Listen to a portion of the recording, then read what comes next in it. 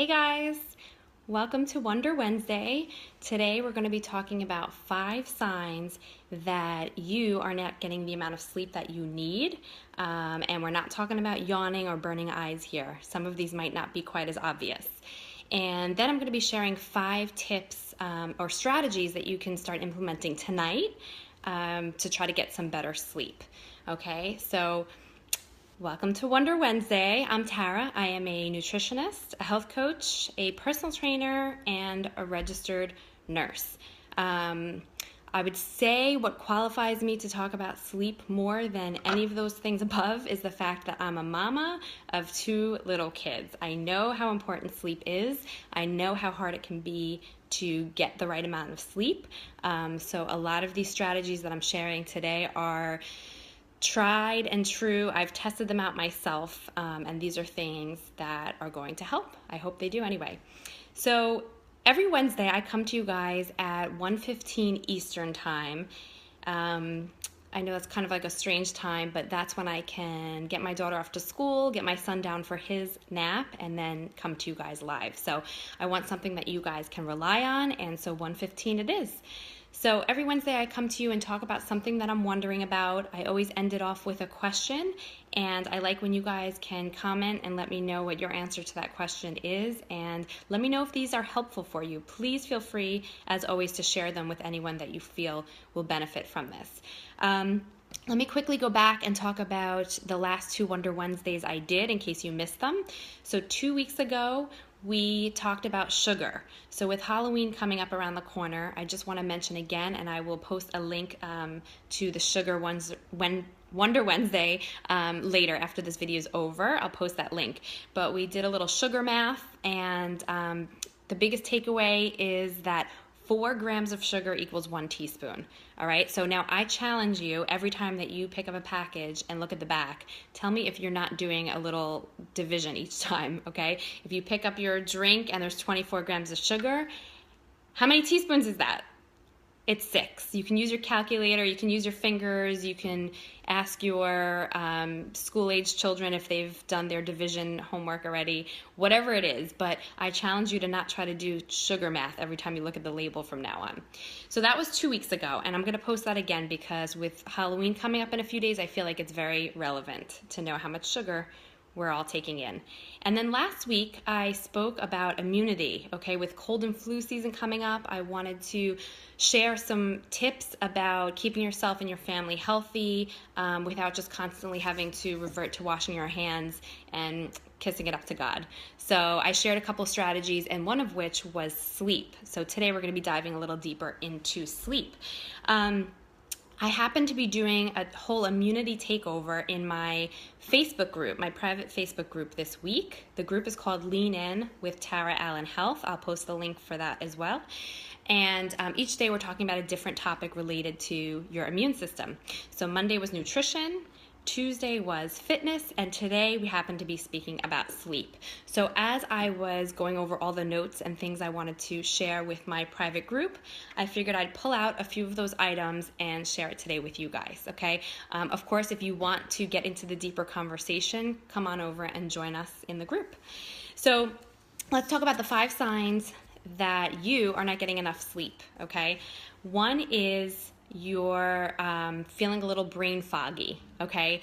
So this could be that you have some reduced alertness. It could be that you're finding it harder to concentrate, that you're feeling confused or forgetful, or that you're noticing that you're having poor judgment, okay? So, and some people just can't describe what brain fog means to them, but as soon as I say it, they go, oh yeah, I know what brain fog is. So it's kind of that fuzzy feeling, the feeling that you're sort of watching a movie of your own life and you're not really present, that you're just sort of kind of in the background.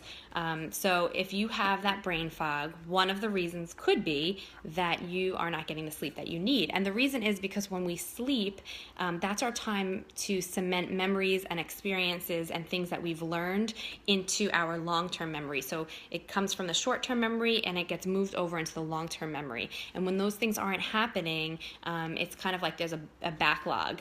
So that's one of the indicators that you need more sleep. So another one is mood. If you have if you're feeling that you're really unhappy most of the time, feelings of depression, increased anxiety, and even feeling like you're out of control with your moods, you've got really big mood swings and they don't seem to be related necessarily to that time of the month, it could be that you're not getting enough sleep. And the reason is because we make fresh neurotransmitters that kind of help to regulate our mood, and hormones play a big role in regulating our mood as well and our control over our moods. So when you don't give yourself enough time to sleep and your body can't do those things, that's just another indicator that you're not getting enough sleep, when you're feeling unhappy, depressed, anxious, and feeling like totally out of control. So a third reason that, a third sign that you should be looking for that might mean that you're not getting enough sleep is your immunity. So I touched upon this a little bit, but if you're constantly coming down with every cold or cough that you come across, even further, if you're having lots of autoimmunity issues, just feeling unwell much of the time, this is an indicator that you're not getting enough sleep. And the reason is, at nighttime when we're sleeping, that's when our body comes in and just kind of cleans up all of the debris, all of the inflammation, any kind of infections. It's when your body goes to work for you. So if you are not giving your body enough of that time to go to work on your behalf, then you are just going to come down with every little sniffle and sneeze and all of it. A fourth sign that you're not getting enough sleep would be struggling with your weight. So if you are one of these people that say, I'm watching what I'm eating, getting into the gym, or I'm doing my home workouts or whatever, and the weight just won't budge, one of the things that we have to dive deeper into is your sleep. Are you getting enough sleep, and is it high enough quality of sleep as well? And that's because your hormones that keep tabs on and regulate your appetite and your fat storage, those things all get regenerated overnight as well. So when you're not getting enough sleep, you might find that you've got a lot more cravings. And of course, we're normally not craving broccoli, right? So you've got cravings.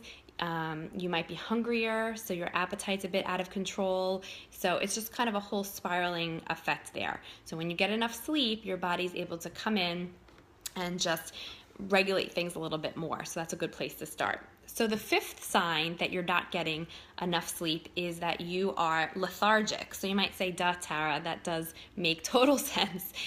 But sometimes we don't necessarily put those pieces together. So it might be that your reaction time's a little bit slower, which is dangerous if you're driving, right? It might be that you just lose motivation to work out. So sometimes we don't connect those things. You wonder, what's wrong with me? I never want to get myself to the gym. And really it could be something as simple as getting to bed a little bit earlier the night before. Maybe you'll be a little peppier and you'll be a little bit more motivated. You'll get your workout in, and then consequently, you'll sleep better the next night after you work out. So it's this whole snowball effect. You make a little change into your nightly routine and you get more sleep. All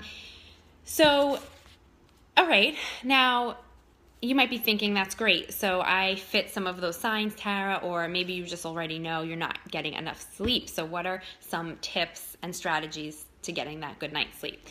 I'm going to start off by saying, if you do have small children at home and you can't really control how many times they're waking throughout the night, then you may just try to increase that window of sleep that you're getting, because at least if you're getting more broken sleep, it's better than less. So 8 hours of broken sleep is better than 6 hours of broken sleep.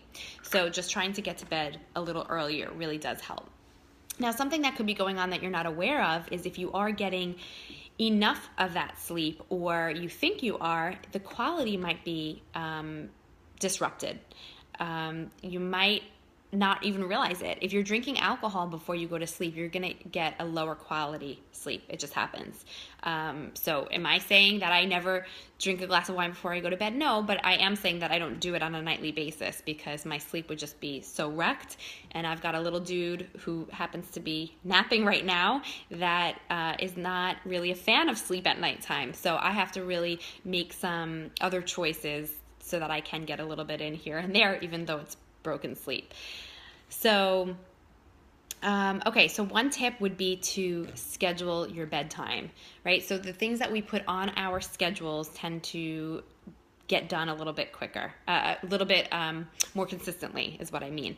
So, we might have an alarm to get us up in the morning, but did you ever think about setting an alarm for bedtime at night? It's a strategy. It could help for some people.